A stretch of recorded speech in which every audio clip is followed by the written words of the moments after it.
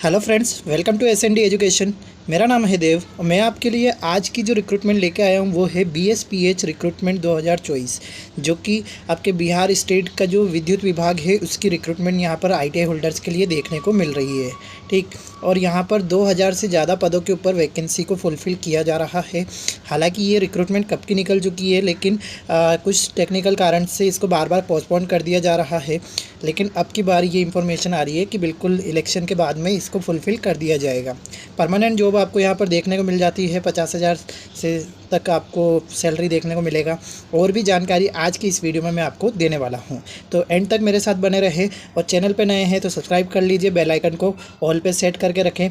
और हर शाम 6:30 बजे मैं आपके लिए वीडियोस प्रोवाइड करता हूँ ITI diploma and BTech holders के लिए जो भी आती है।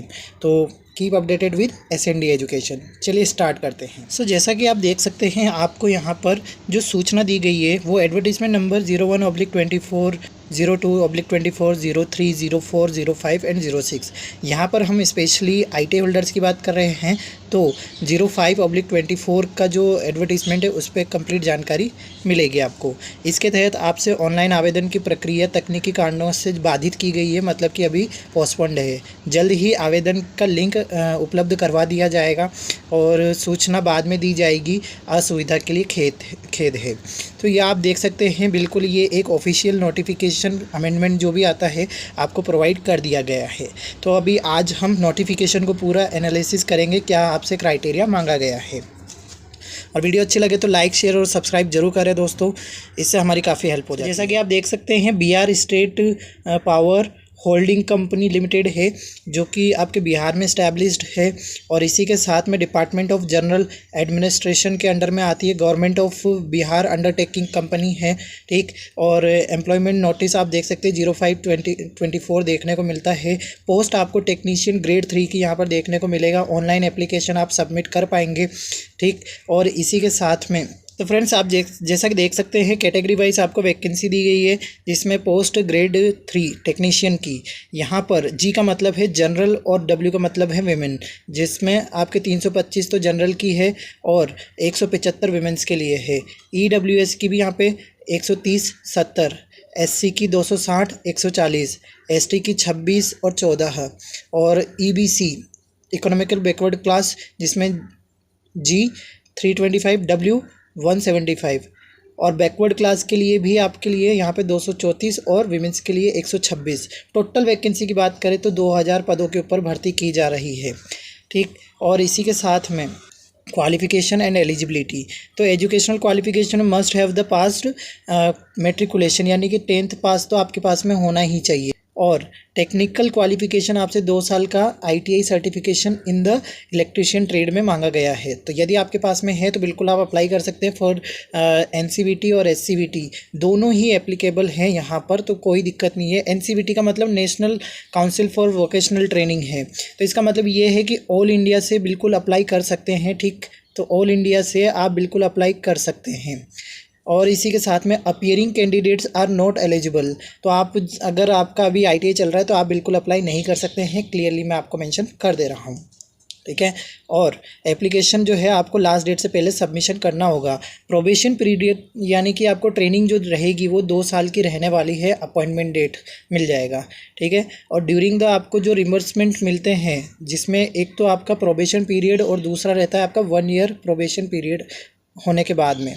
तो यहाँ पर आप देख सकते हैं पे बैंड आपका 9,200 से 15,500 तक जाने वाला है, जबकि आफ्टर इसके लेवल 4 का आपको पे मैट्रिक्स देखने को मिलेगा, जिसमें आपका कंसोलिडेटेड अगर यहाँ पर बात की जाए बिफोर 1 ईयर तो ये है आपका 9,200 रुपये मंथली स्टाइपेंड हो जाता है शुरुआत से ही।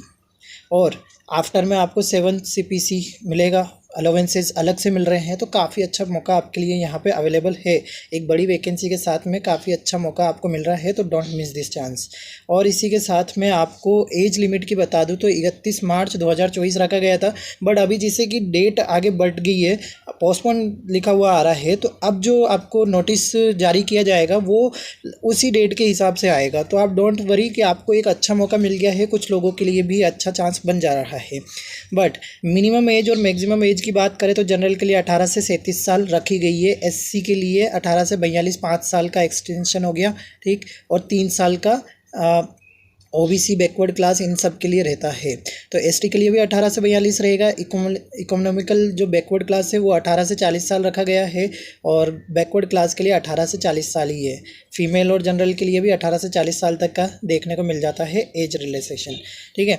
तो ये कम्प्लीटली आपको देखने को मिल रहा है। सारी की सारी जानकारी as per the government rules के हिसाब से ही है।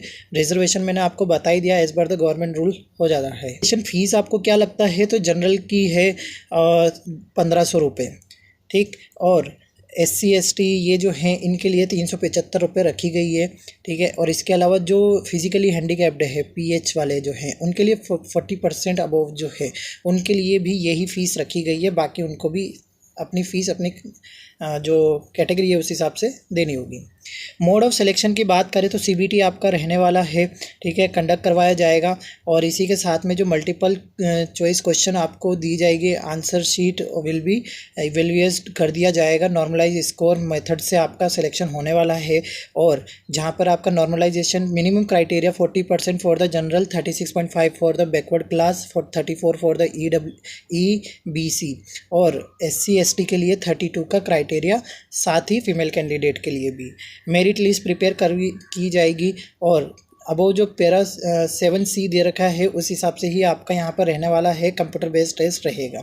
तो मेरिट लिस्ट का भी एक इन्होंने क्राइटेरिया सेट किया हुआ है। हाँ, शॉर्ट लिस्टेड रेशियो जो रहेगा 1:1 रहेगा, मतलब कि आपका यहाँ पे CBT बेस ही रहने वाला है, कोई भी इंटरव्यू कुछ नहीं रहेगा, सिंपल एक पेपर, और आपका डॉक्यूमेंट वेरिफिकेशन के लिए आपको बुला लिया जाएगा आफ्टर मेरिट लिस्ट।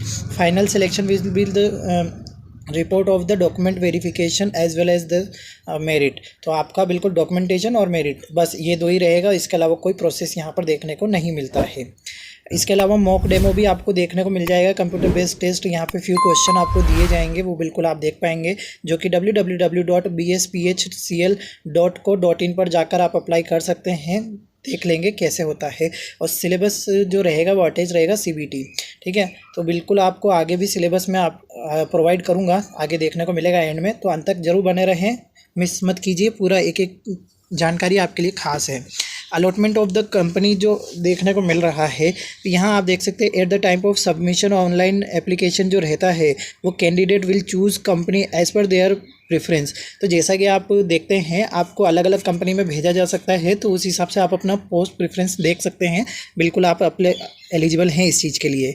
और considering the preference company will be allotted among the candidate basis of merit and category.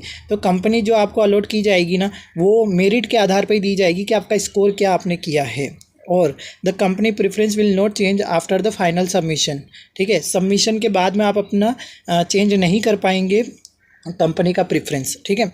तो ये बिल्कुल ध्यान से बढ़ना है और कोई गलती नहीं करनी है, ठीक है।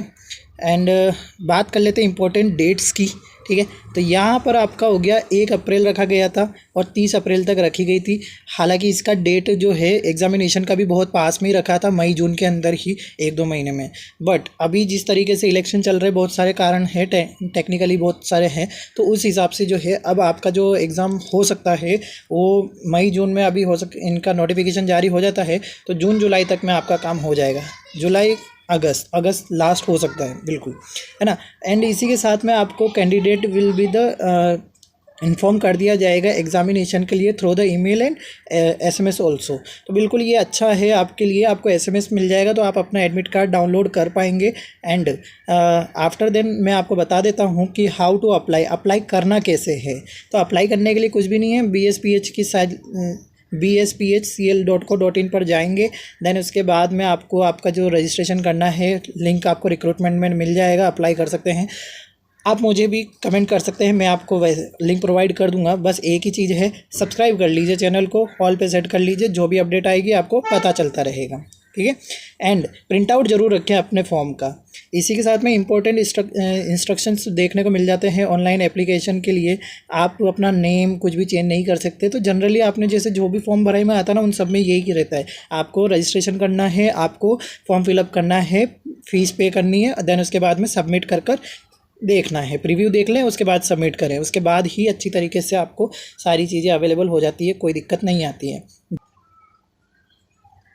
अब मैं आपको कुछ सिलेबस जो मैंने आपसे कहा था लास्ट में बताऊंगा। तो जनरल नॉलेज 10th लेवल का आपको देखने को मिलेगा, रीजनिंग भी पूछी जाएगी, हिंदी जनरल पूछी जाएगी, ठीक है। एंड इसके अलावा कंप्रेशन इंग्लिश जो रहती है वो भी आपसे पूछा जाएगा, ठीक। एंड यहाँ पर जो बेसिक कंप्यूटर है उसके भी fundamental computers, basic concept computer, MS office, basic internet knowledge, ये सब आपसे पूछा जाने वाला है। तो कंप्यूटर का भी नॉलेज आप बिल्कुल रख लें। साइबर सिक्योरिटी और कंप्यूटर नेटवर्क के ऊपर भी क्वेश्चन आते ही हैं, ठीक। एंड लास्ट जो आपके लिए रहेगा वो technical as per the ITI electrician trade का पूछा जाएगा।